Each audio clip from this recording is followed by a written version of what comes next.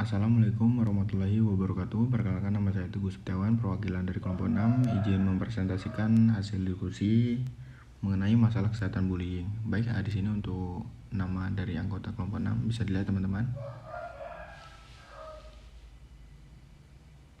Baik, selanjutnya sini definisi bullying. Bullying adalah tindakan penggunaan kekuasaan untuk menyakiti seseorang atau sekelompok orang baik secara verbal, fisik maupun psikologis sehingga korban merasa tertekan, trauma, dan tak berdaya menurut Sejiwa 2008.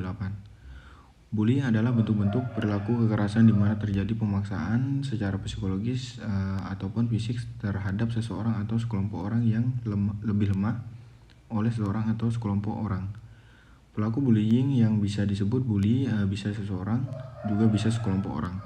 Dan ia tahu mereka mempersiapkan diri, memiliki power atau kekuasaan untuk melakukan apa saja terhadap korbannya.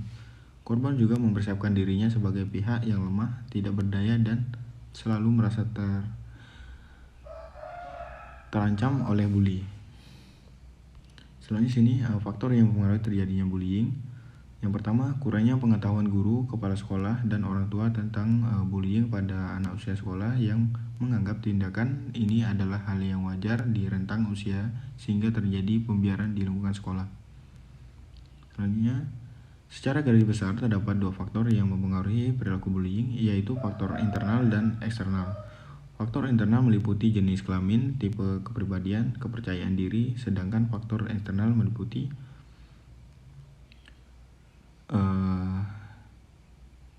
sekolah, faktor keluarga, dan teman sebaya. Situasi sekolah yang tidak harmonis dan diskriminatif. Kondisi lingkungan sosial dapat pula menjadi penyebab timbulnya perilaku bullying. Salah satu faktor lingkungan sosial yang menyebabkan tindakan bullying adalah kemiskinan. Selanjutnya tayangan televisi dan media cetak.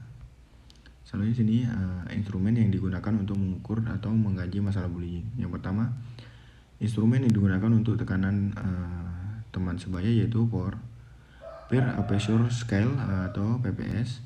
Untuk selanjutnya untuk perilaku bullying menggunakan Adult Scan atau Peer Relation Instrument atau APRI dibuat oleh Prada. Selanjutnya sini instrumen skala keterampilan mengelola emosi untuk mengukur tingkat keterampilan mengelola emosi siswa. Instrumen yang digunakan untuk mengumpulkan data perilaku bullying responden adalah lembar kuesioner yang digunakan skala Likert, yaitu responden harus menjawab pertanyaan yang paling sesuai dengan dirinya. Selanjutnya di sini upaya yang dapat dilakukan baik promotif, preventif, kuratif, dan rehabilitatif. Yang pertama upaya promotif yaitu pendidikan masyarakat. Selanjutnya sini membantu anak-anak mengetahui dan memahami bullying. Selanjutnya memberitahu pada anak bahwa bullying tidak baik dan tidak dapat dibenarkan dengan alasan apapun, tujuan apapun. Selanjutnya di sini memberitahu pada anak mengenai dampak-dampak bullying bagi pihak-pihak yang terlibat maupun bagi yang terjadi. Selanjutnya memberi saran mengenai cara-cara menghadapi bullying. Dan selanjutnya sini yang B upaya preventif. Upaya preventif atau pencegahan agar tidak marak terjadi bullying. Upaya tersebut antara lain adalah memberikan penyuluhan hukum berbentuk seminar anti bullying terhadap perangkat institusi sekolah seperti Kepsek, Wakasek, bagian kesiswaan dan konseling, guru-guru, dan unsur OSIS. Selanjutnya sini advokasi. Selanjutnya menerapkan kebijakan anti kekerasan di sekolah. Selanjutnya edukasi perilaku kekerasan. Selanjutnya membangun hubungan dan komunikasi dua arah dengan anak. Selanjutnya membantu anak menemukan minat dan potensi mereka. Selanjutnya memberi teladan lewat sikap dan perilaku. Baik, yang C sini upaya kuratif dan rehabilitatif. Yang pertama, mengabaikan pelaku jika terjadi kekerasan terhadap anak-anak di sekolah. Selanjutnya, menjauh dari pelaku jika ada risiko kekerasan. Selanjutnya, menyatakan kebenaran secara terbuka terhadap teman-teman jika terjadi kekerasan. Selanjutnya, saya akan berada di sekitar orang-orang dewasa jika terjadi kekerasan. Selanjutnya, melibatkan murid atau siswa untuk tutor teman sebaya tentang perilaku kekerasan. Selanjutnya, pembina bagi pelaku.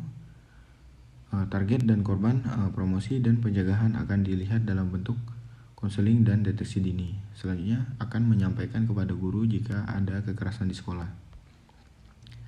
Baik, selanjutnya di sini peran sekolah melalui UKS dan perawat sekolah dalam mengatasi bullying.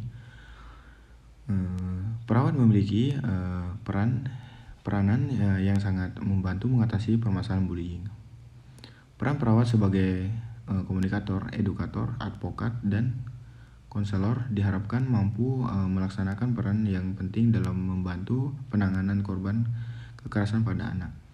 Dengan pengetahuan yang baik dapat membantu peserta didik agar dapat mengembangkan keterampilan dan mengurangi tindakan perilaku tidak baik khususnya bullying, serta sikap yang baik dapat meningkatkan mekanisme coping karena dengan adanya mekanisme coping yang kuat dan baik dapat mencegah perilaku bullying.